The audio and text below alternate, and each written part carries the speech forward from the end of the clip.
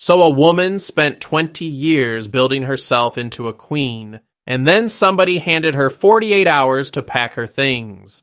King Charles was inside Clarence's house and watched his wife of nearly 2 decades walk out on a timeline he himself had set. And the reason has nothing to do with what you are probably imagining. Marriage problems? No. Backstage tensions? No. Secret bank accounts in Switzerland and the Cayman Islands that nobody in that family knew existed until a routine audit turned them up. And the speed of what happened next is the part I cannot get past.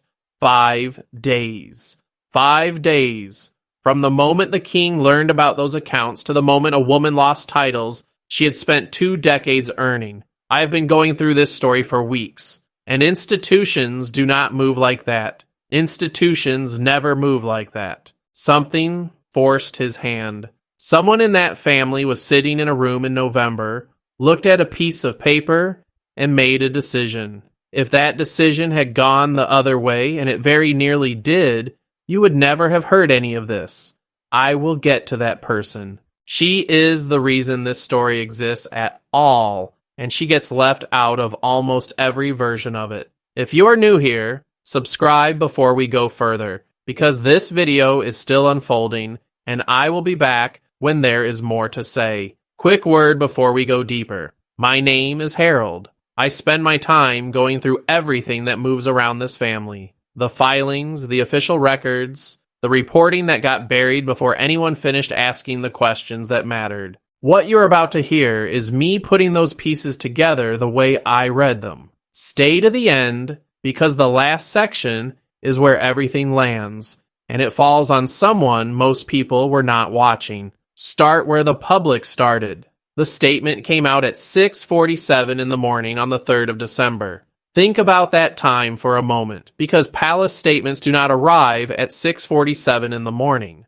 They come at 10, after the communications team has walked the building twice and explained the wording so carefully that you need to read it 3 times to understand what it is actually saying. This one came out before most of Britain had turned on the kettle, and it said exactly what it meant. Buckingham Palace announced that the king had formally requested parliamentary action regarding the titles and status of Camilla Parker Bowles. Her pre-marriage name appeared in the statement. That was the first warning sign, and anyone who follows this family noticed it immediately. Nobody uses a woman's pre-marriage name in an official palace document by accident. Someone typed that deliberately. Someone senior approved it. And the message underneath it was that the institution had already stopped counting her as one of its own. The statement went on to say that serious financial irregularities and undisclosed accounts had been discovered, and that continuing the queen consort title was no longer appropriate. That is not a separation announcement. Couples separate and palaces put out 3 warm sentences about mutual respect and privacy. This was a severing. The institution cutting a person out of itself in public at dawn with no cushioning anywhere in it. The timing tells you they wanted it out before anyone else could get ahead of the story. No friendly news cycle, no Friday evening release. Get it out before someone else tells it first. That raises the one question I could not let go of. This whole video is built around it. Somebody was racing something. Find out what, and you have the story. And before we go on, understand what was sitting underneath all of this from the first minute. Everything that happens to Camilla in public happens on top of a grave.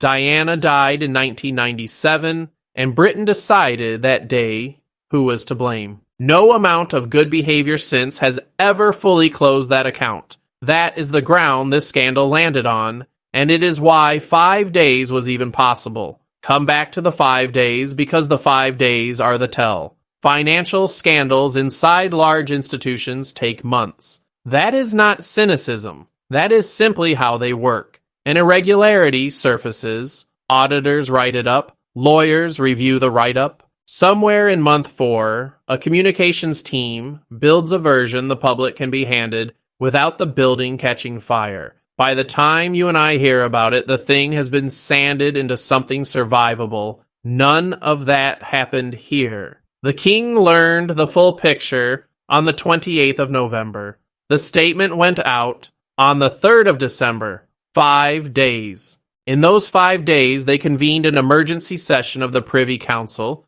drafted legislation overnight, ran it through Parliament, and had the king sign his own wife's titles away.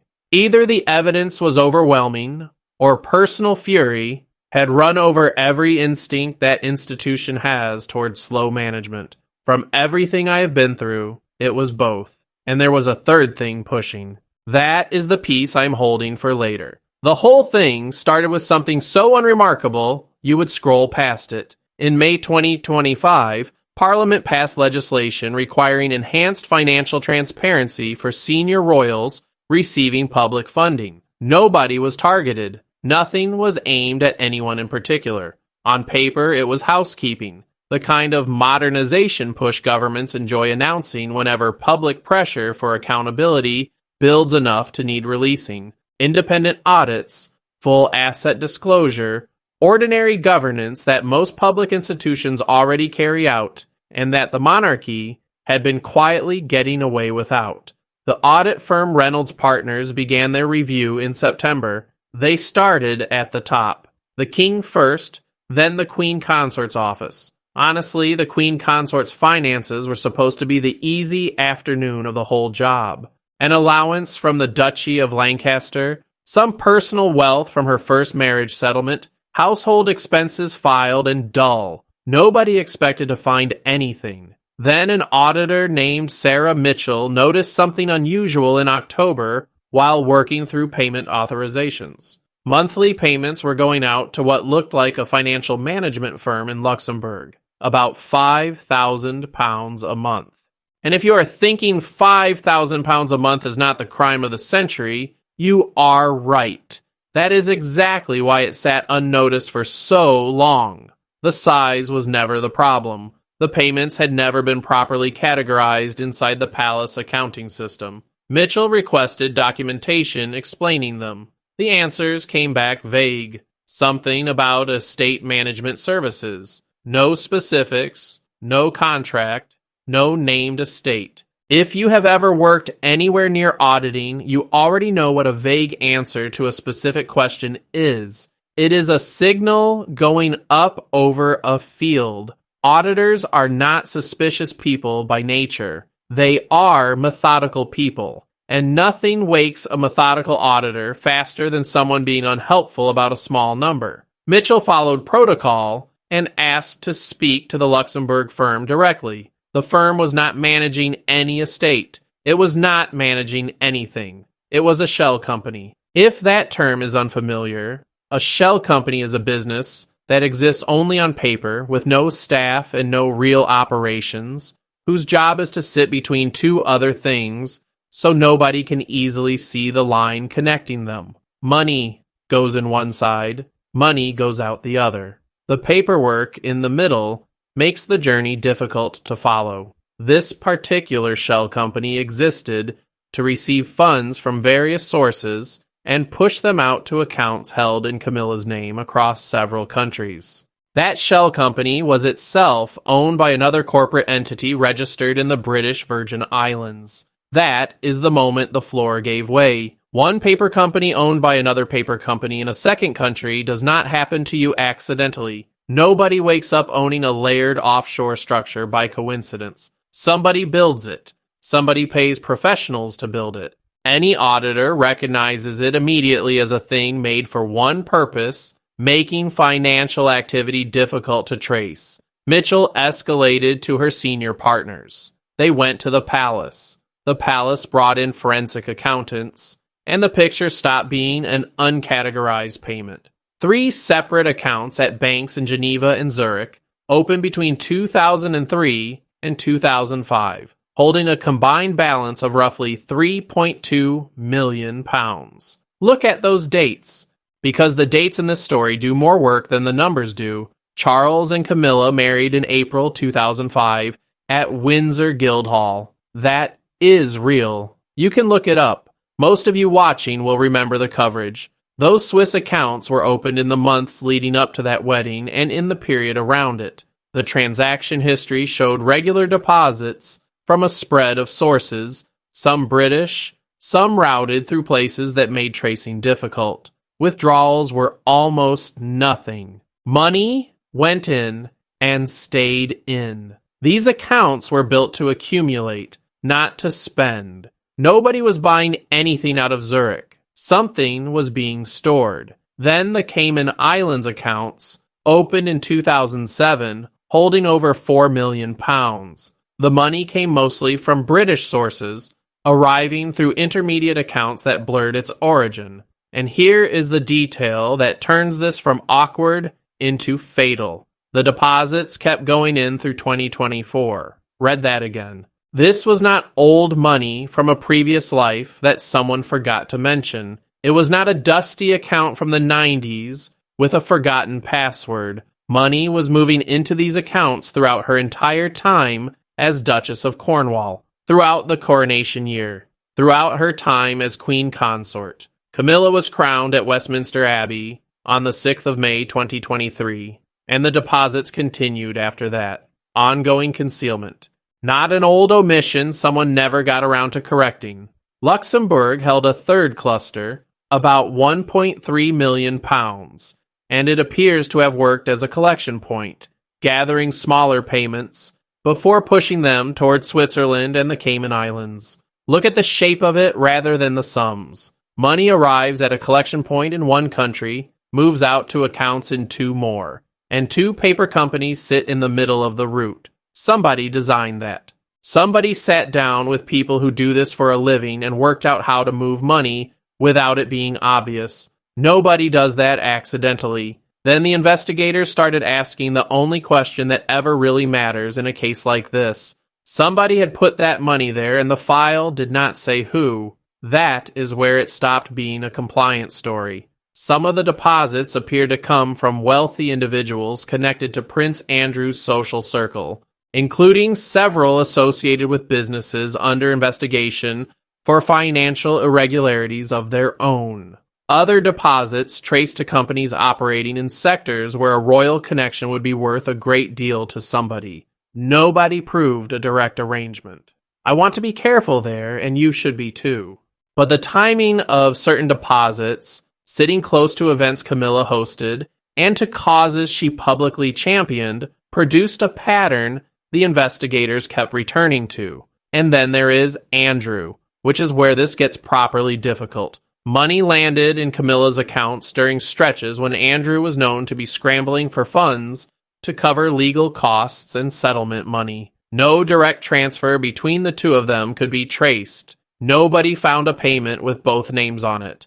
But the timing lines up again and again across years. And at some point, a run of coincidences stops looking like coincidence and starts looking like a method. Andrew's history here is on the public record. The BBC broadcast the Newsnight interview in November 2019. Within days, he had stepped back from public duties, and the family has been managing the consequences ever since. The investigators were now looking at the possibility that while the institution was publicly distancing itself from Andrew, money connected to his world had been running quietly through the accounts of the woman standing next to the king. Nobody has confirmed what anyone intended, and I'm not going to pretend otherwise.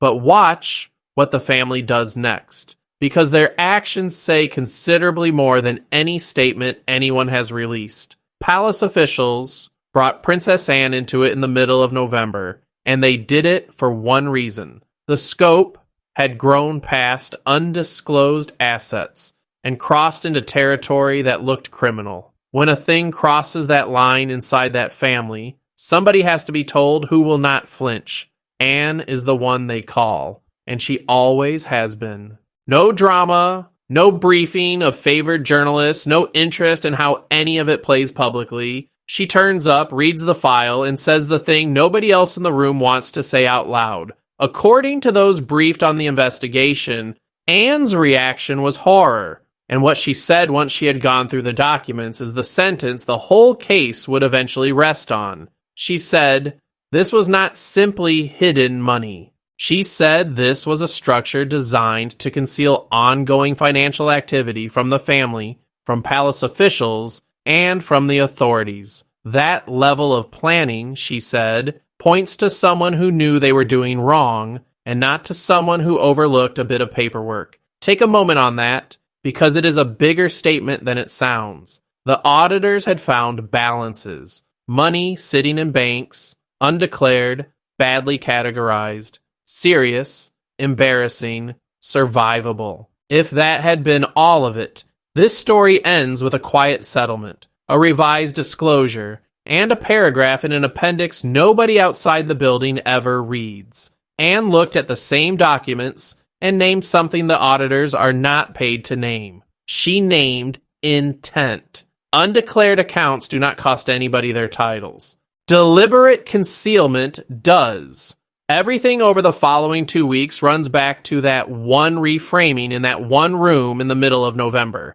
And here is the part I have been holding since the start of this video, and I'm going to hold it a little longer because if I hand it to you now, it is a woman reading a folder and you will not understand why it broke everything. Anne walked into that room ready to bury this. By every account I have seen, she was inclined to handle it quietly, keep it inside the family, protect the institution the way she has protected it her entire adult life. She changed her mind. Something in that room turned her from the person arguing for discretion into the person who insisted on transparency, even though transparency meant destroying her brother's marriage and ending Camilla's position entirely. We will get there.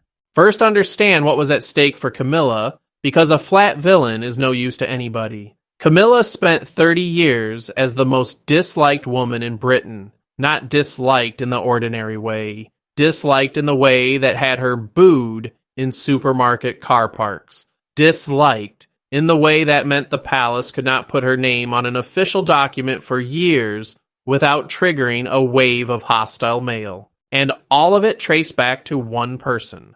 Diana died in 1997, and the country decided who was responsible. That verdict followed Camilla into every room she entered for the next 2 decades. She climbed out of it, and people forget that. Hundreds of engagements a year, no complaints, no interviews, no attempt to argue her side in public, showing up in the rain in provincial towns for 20 years until the country got tired of hating her. Westminster Abbey, the 6th of May, 2023. A crown on her head while the world watched. She earned that inch by inch. Now picture being that woman in the autumn of 2025, watching an auditor start asking questions about Luxembourg. You are not thinking about the money. You are thinking about the 30 years. You are thinking that everything you built can be taken from you inside a week if the wrong pages end up in front of the wrong person. And you are thinking about it at 3 a.m. on your own, because the one person you could normally tell is the one person who cannot ever know. That is the fear that explains what came next. That is why someone in that position does something reckless. William was briefed on the 25th of November, 3 days before his father would learn the truth. Palace Legal Counsel walked him through the account structures, the timeline, the sources of funding, and what all of it meant if it reached the public in the wrong order. William's first question was not about Camilla. He asked whether his father might be caught up in it, whether Charles could have known and failed to declare. The investigation had found nothing suggesting Charles knew. But William understood immediately that the question would be asked publicly regardless of what the investigation said, and that managing that suspicion would be nearly as difficult as managing the scandal underneath it. You want to know why William reacts to this sort of thing the way he does? Look at where he learned it. He was 15 years old on the 6th of September 1997, walking behind his mother's coffin through the streets of London while the world stood and watched him do it. Everything private about Diana became public property inside a week. William has spent nearly 30 years watching what happens to this family when a private matter escapes in a shape nobody controls. His instinct never changes. Get ahead of it or it gets ahead of you. Charles was told on the 28th of November, and the people who were in that room describe it as the worst briefing of his reign. His advisors laid it out in front of him. The accounts, the amounts, the opening dates, the sources of the money as far as anyone could trace them. Charles refused to accept it. He kept reaching for explanations, administrative errors, some innocent reading nobody in the room could find. He went back through the papers looking for the version where his wife had not lied to him. The papers would not give him one. She had been hiding millions from him for their entire marriage. While he defended her in public, while he pushed for her acceptance, while he asked a hostile country to trust her, she had been concealing wealth he did not know existed. His voice, according to one person in that room, had gone hollow. Understand what that costs a man like Charles. He has been here before. In the 1990s, he stood between two women while the country watched him choose. That ended in a funeral in September 1997 and 30 years of repair work. Everything he did since, every careful step of Camilla's rehabilitation, was him trying to prove the choice had been worth making. On the 28th of November, somebody put a folder in front of him showing that the woman he spent his life defending had been running something behind his back the whole time. He was not only losing a wife that afternoon, he was losing the argument he had spent 3 decades making about his own life. The confrontation happened that same evening at Clarence House. Charles cleared the room. Private secretary out, senior aides out, everyone out. 2 protection officers stayed within calling distance because standard security cannot be dismissed. Those 2 officers are the reason we know anything at all about what the next 3 hours sounded like from the corridor. Camilla came into the study at 7:15. She knew something was wrong. She did not know the size of it. The first thing she saw told her most of it. Charles was sitting behind his desk, not in the informal chairs by the window where the 2 of them always talked, behind the desk, with a piece of furniture between them. After 20 years of marriage, a woman reads that instantly. He had laid the documentation out in front of him. Bank statements, account opening records, transaction histories, the corporate structures printed and arranged in date order. He said nothing. He gestured at the paper and let her look. He told William afterward that the silence was not a tactic. He said he stayed quiet because he still wanted, right up to that moment, to believe there was an explanation. He had not been able to think of a single innocent reason for decades of hidden accounts, and he was hoping she would hand him one. She did not. Camilla's first response was denial, and not denial of the accounts. She did not try to say the accounts were not hers. She denied that anything about them was wrong. Old accounts from before the marriage, family money kept separate, nothing that ever needed declaring. Charles pushed. He pointed at the transaction dates, the ones running through the marriage and straight through her time as queen consort. The denials got weaker, and the defensiveness got louder, which is what always happens when someone is arguing a position they know will not hold. Then he turned the pages to Andrew. He put the connections in front of her, the people in Andrew's orbit, the deposits landing during Andrew's worst financial periods, the timing that lined up too many times to mean nothing.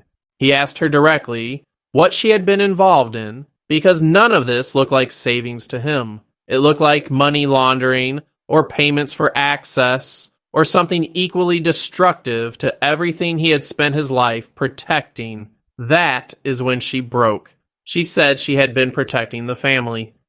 Andrew had come to her years ago, desperate, and she had tried to help without dragging Charles into a situation that would force him to choose between his brother and doing the right thing. The accounts, she said, had been Andrew's idea, a way to hold funds with no direct line back to him, sitting in her name until the money could move on to cover his debts. Think about what that answer does to her. If she was telling the truth, she had made herself part of an arrangement built to help Andrew dodge accountability. That is participation, not family kindness. If she was not telling the truth, she had just tried to put the whole thing on the one member of that family nobody would defend. Either way, it confirmed the thing Charles had walked into the room hoping was not true. His wife had been involved in financial arrangements she deliberately hid from him, and they were tied to the family member whose scandals had done more damage to the monarchy than anything else in 20 years. Then he asked the question that mattered to him more than any of it. He asked whether she had married him with those accounts already open, whether she had stood in front of him at Windsor and hidden this on the same day. Her answer came out hedged. It amounted to yes. Some had existed before the wedding. She had opened others after. She had never told him because she knew he would demand every one of them be declared or closed. That justification is what finished it. Not the money, the justification. Charles told her she had made him part of her deception. Every time he defended her in public, every time he stood in front of a skeptical country and asked it to trust his wife, he had been vouching for someone lying to him about the basic facts of her own life.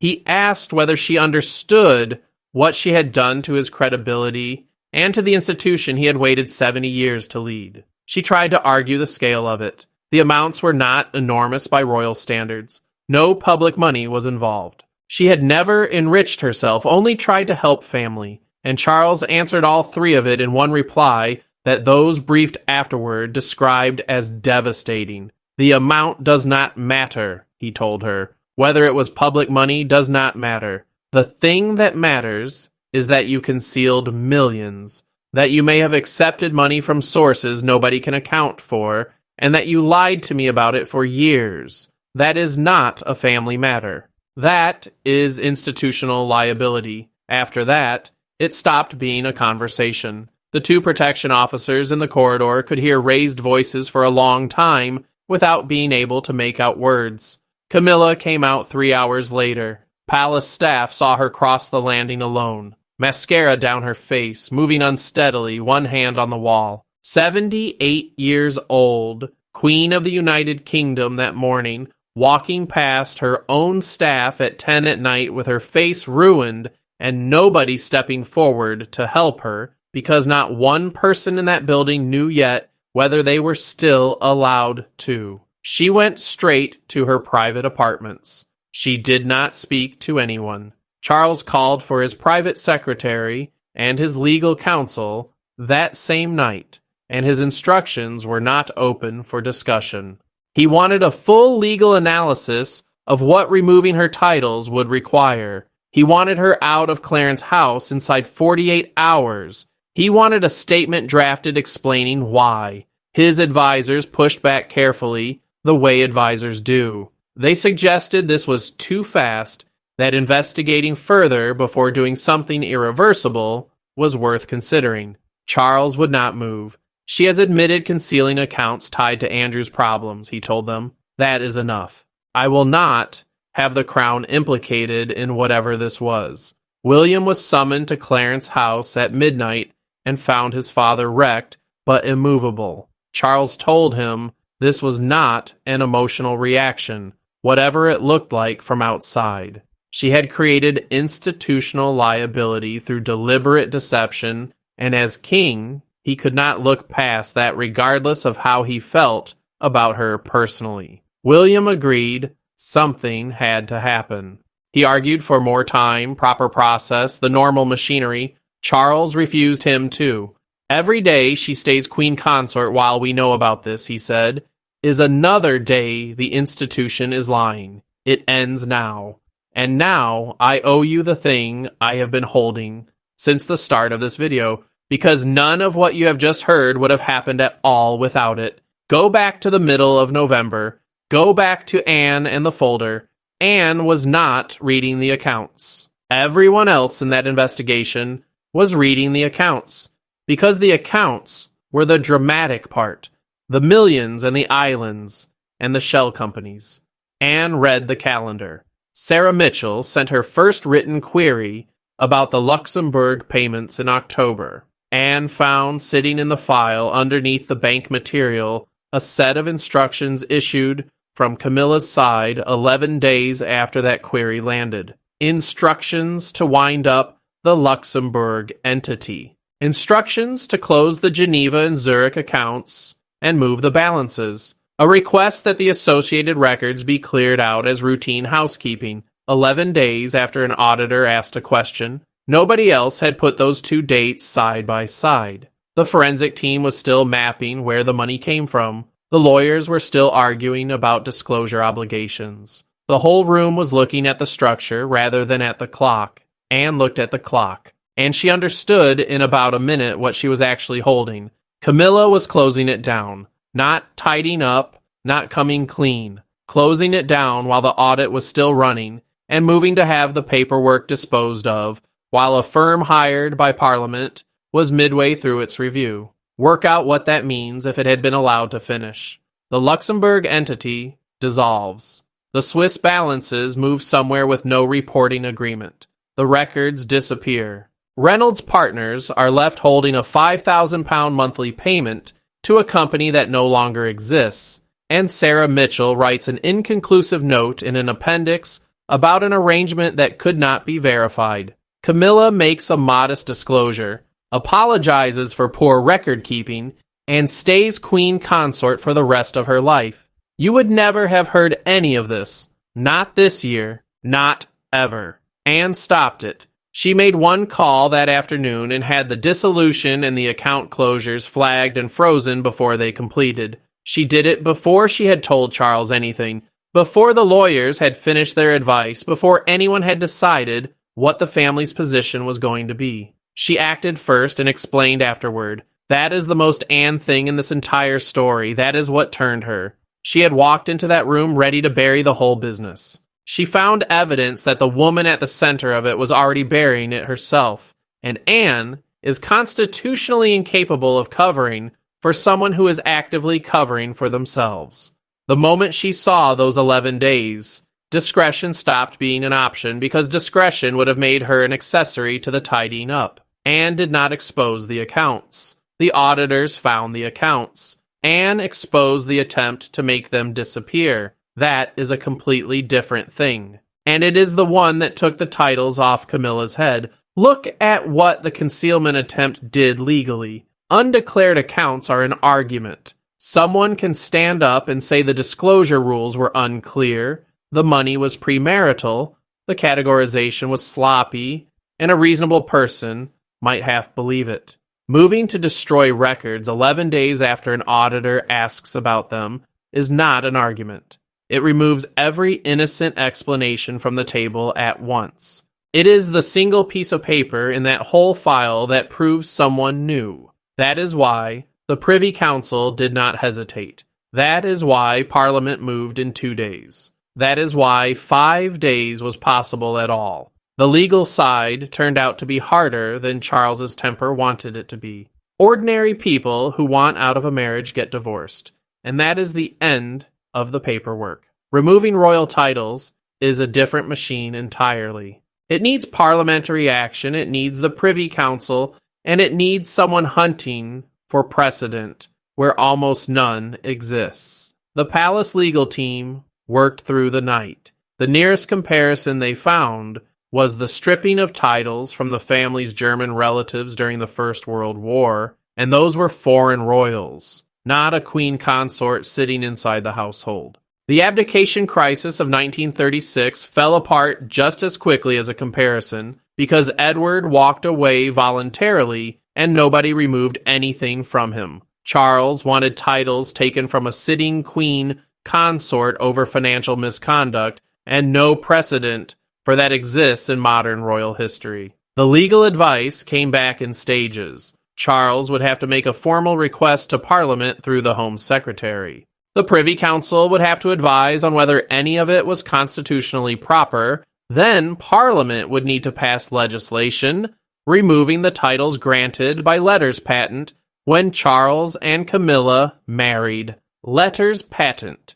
And this is the second and last thing I will explain in this video, is the legal instrument a monarch uses to grant a title. It is a document. Someone wrote it, someone sealed it, and a title that arrived on a piece of paper can be taken away by another piece of paper.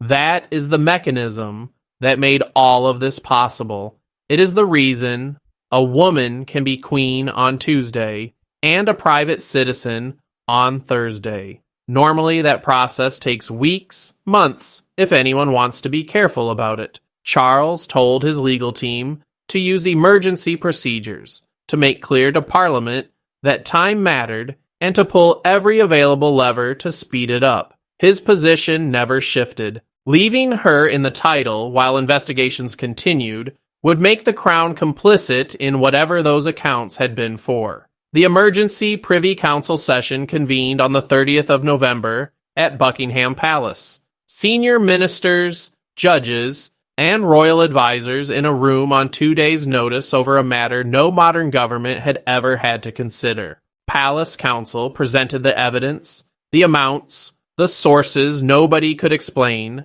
Camilla's own admission of deliberate concealment, and the 11 days. The argument was straightforward. Keeping the title created liability and destroyed public trust in the monarchy's financial integrity. Taking it away was proportionate to the breach. They deliberated for hours. Several members raised the precedent concerns and the optics of a king removing his wife's titles through the machinery of state rather than through a solicitor. Fair objections. They never got fully answered. The constitutional weight of the king's position carried it, and the Privy Council advised that parliamentary action would be proper. The government had been briefed in parallel. The Prime Minister consulted senior ministers and the opposition leader and agreed to introduce emergency legislation. The speed of that tells you two things. The evidence frightened people, and nobody wanted to be seen dragging their feet while the monarchy burned.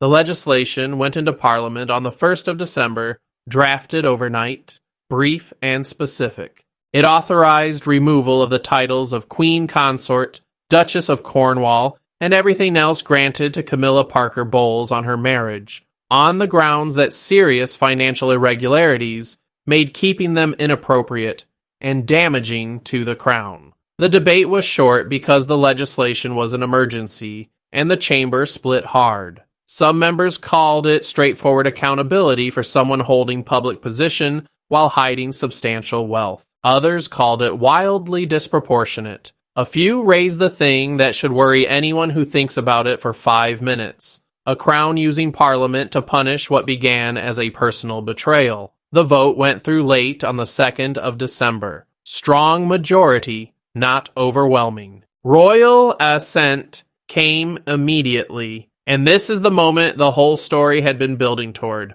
Charles signed away his own wife's titles. Palace observers described it afterward as the most painful constitutional duty he has ever performed, and I believe them, because there is no version of that signature that is not a man ending his own life's argument with his own hand.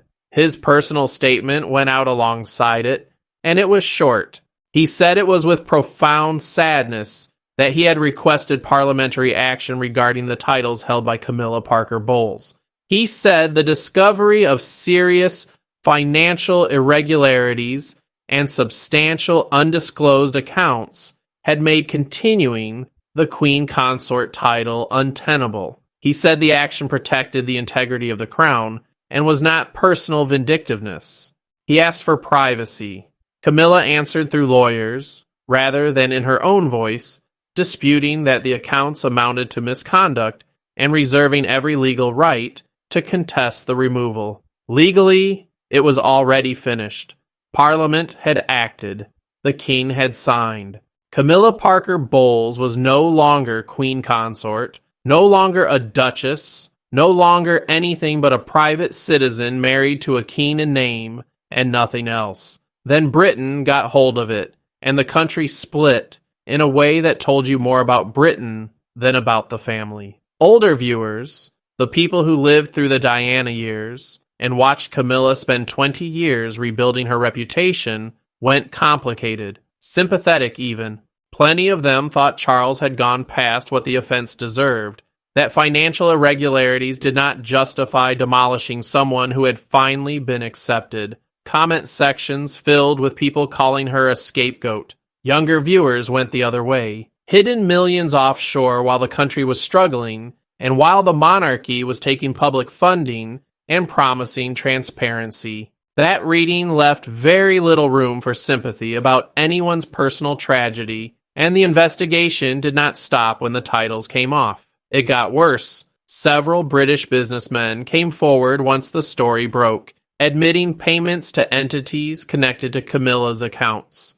They called them charitable contributions or consultancy fees. Investigators looked at what those payments sat next to in the calendar and formed a different view. Significant sums arrived within weeks of Camilla hosting events attended by wealthy guests, or shortly after she championed a cause that happened to benefit a particular industry. Nobody proved a direct exchange. Nobody had to, for that pattern to do damage. Tom Parker Bowles and Laura Lopes, her children from her first marriage, came out in a joint statement. She had been trying to help Prince Andrew through an impossible situation. The concealment had been about protecting Charles from having to know. She had never enriched herself. I believe they meant every word of it, and I do not think it survives contact with the file. If you are helping a family member out of a hole, you do not need a shell company in Luxembourg owned by a second company in the British Virgin Islands feeding accounts in Geneva, Zurich, and the Cayman Islands. That is not a favor. That is architecture. For Charles, the aftermath was worse than the scandal. He spent nearly 50 years loving that woman and absorbed an enormous amount of public hostility to be with her. Finding out she had been running concealed arrangements tied to Andrew for the whole marriage was not a financial betrayal to him. It was a question about whether he had ever known her at all. People close to him say he aged visibly inside a fortnight, moving through his engagements with the mechanics intact and nothing behind them. He moved out of Clarence House himself, unable to stay in rooms full of her, into Buckingham Palace apartments he had always avoided because he found them cold. William backed his father publicly and worried privately about the precedent. If a king can strip titles from a queen consort, no position inside that family is permanent, and every royal marriage now sits on different ground than it did in November. Catherine moved up into the senior female role years early, taking on patronages and supporting the king. By every account, she handled it better than anyone had a right to ask. The constitutional questions never got answered properly. Parliament removed a woman's titles at the request of her own husband, and scholars are still arguing about whether that was legitimate cooperation or a precedent someone less scrupulous will abuse in 40 years. And one question keeps circling that nobody at the palace enjoys. Charles knew nothing, allegedly, until the 28th of November. Investigators found no evidence he knew before then. Plenty of commentators find it difficult to believe that a woman ran concealment on that scale for 2 decades without a single visible signal. The suggestion that Charles may have chosen not to look has not gone away, and probably will not. Look at where this leaves everybody, because this is the part that matters. Charles made a choice that will define his reign whether he wanted it to or not. He picked the institution over the woman, the crown over 50 years of his own life. History will call that strength or cruelty depending on who is writing, and he will not be around to argue either way. Anne made a choice too. In a room in the middle of November, with a folder open in front of her and nobody watching, she could have closed it. She wanted to close it. She has spent her whole life protecting that institution quietly, and the quiet option was right there. She picked up the phone instead. Every single thing that followed came out of that one call. And Camilla. 30 years of work, hundreds of engagements a year, decades of keeping her mouth shut while the country said whatever it liked about her.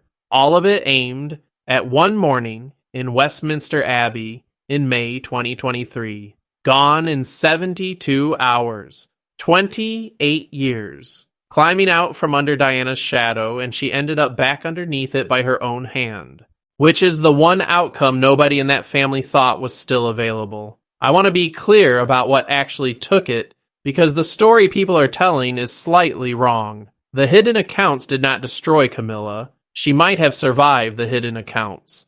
Britain is remarkably forgiving about money when someone puts their hands up early and looks genuinely embarrassed about it. 11 days destroyed her. 11 days between an auditor sending a polite written question and a set of instructions going out to dissolve a company and clear the records. She had a chance in October, the same chance anyone has, to walk into that office and tell her husband what he was about to discover through someone else. She spent those days trying to make the evidence disappear. She lost everything she had built across 30 years, not because she had secrets, but because when the light finally came on, her first instinct was to reach for the switch.